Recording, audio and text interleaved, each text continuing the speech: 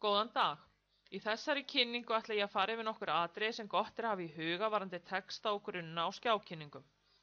Textan þarf að vanda og er mikilvægt að hafa stafsetningu og málfar í lagi.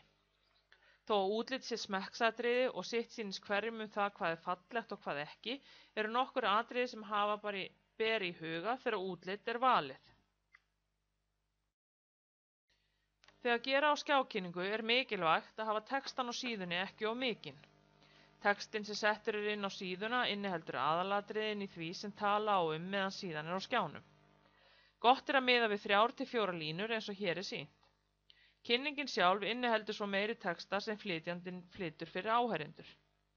Alls ekki á að setja punkta á eftir hverju atriði. Þó að það sé ekki settur punktur á eftir atriðum má alltaf að fylgja spurningamerki með ef er að ræða spurningu. Passa þarf þá að láta spurningamerki koma strax á eftir síðasta stafnum og ekki hafa bil á milli. Hér á síðan á undan var svartur text á hvítum grunni og hér er sami textinn hvítur á dökkum grunni. Báðar síðurnar koma vel út.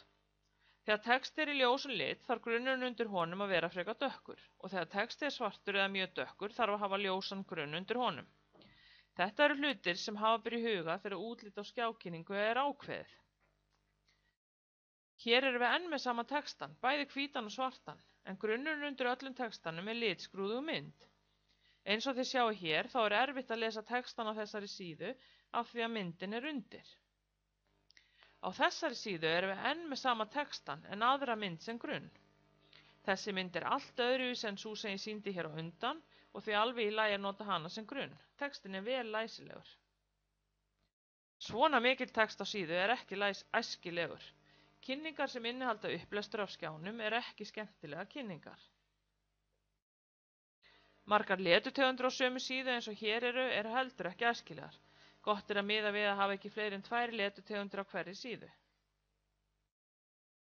Þá er þessari kynningu lokið. Takk fyrir og gangi ykkur vel með skjákynningun ykkar.